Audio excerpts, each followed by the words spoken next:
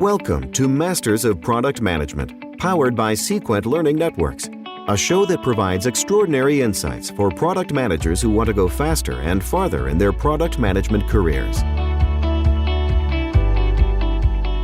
Hello, this is JJ Rory, Vice President at Sequent Learning Networks. In our Masters of Product Management podcast, we tap into the experiences of people who work in and around product management to help you learn and grow in your product management career.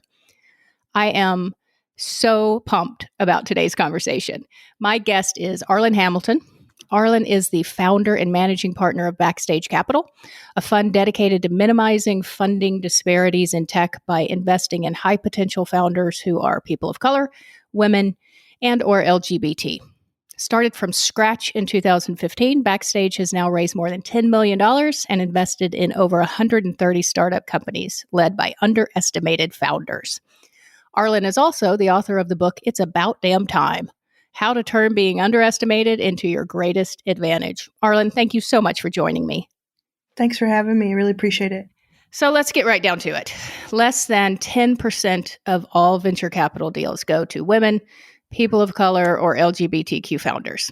Is this what you mean by being underestimated? Has the traditional investment world underestimated these founders for too long?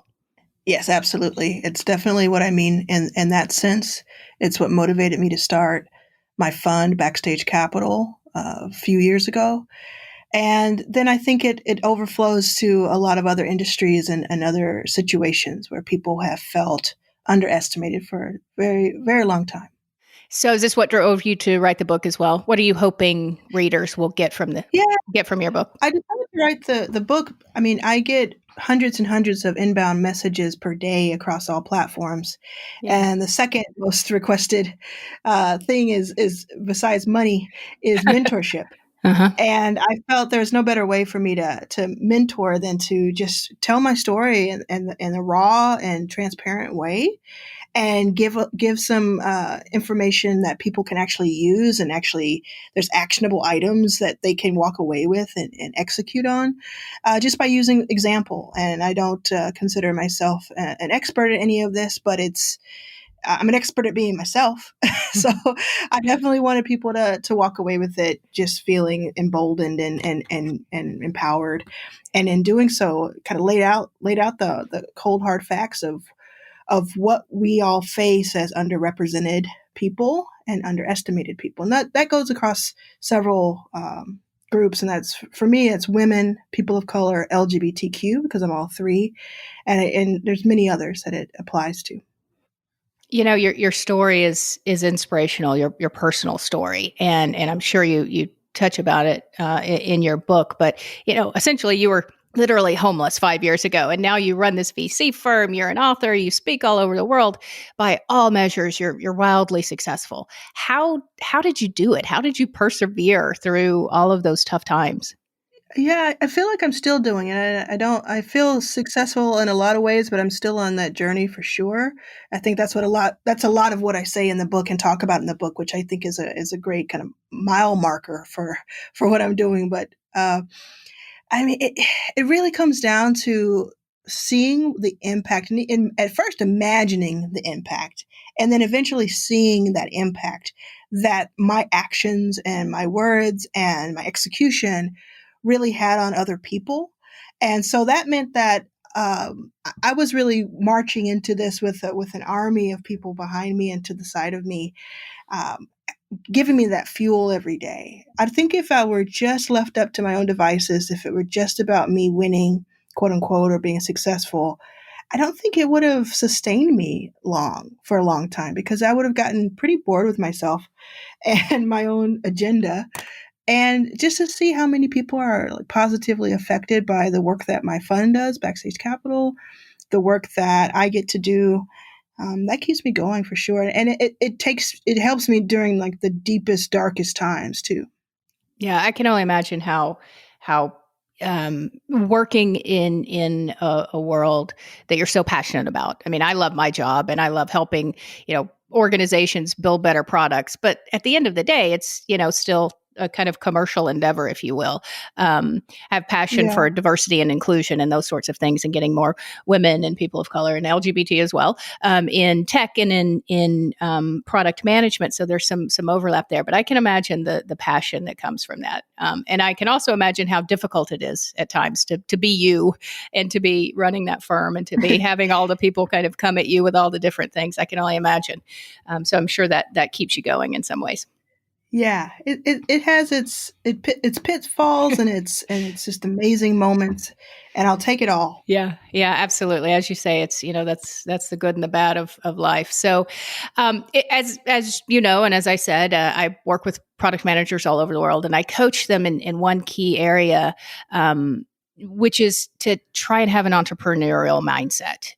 Regardless of the size of the company they work in, I want them to look at their product or their product line that they're responsible for as their own business that they founded, even though they didn't found that company and that product. I want them to look at it that way because, in my opinion, there's just a parallel between entrepreneurship and successful product management.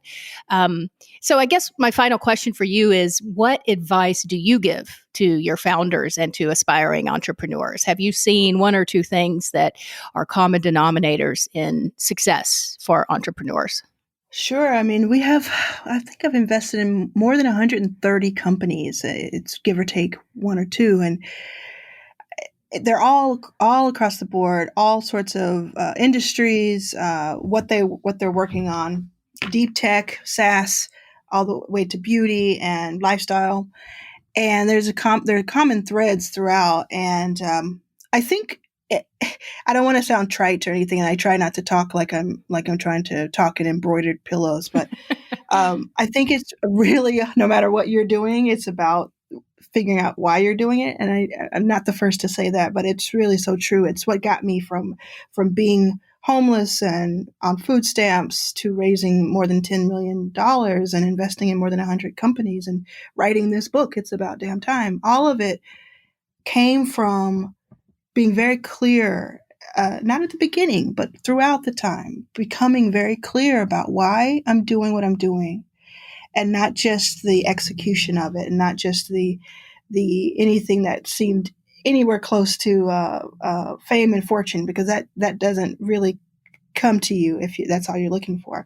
So with your product managers and engineers and the people that you work with, I love that idea of treating it like it's a company that you started. I mean, that's pretty brilliant. Well, thank you.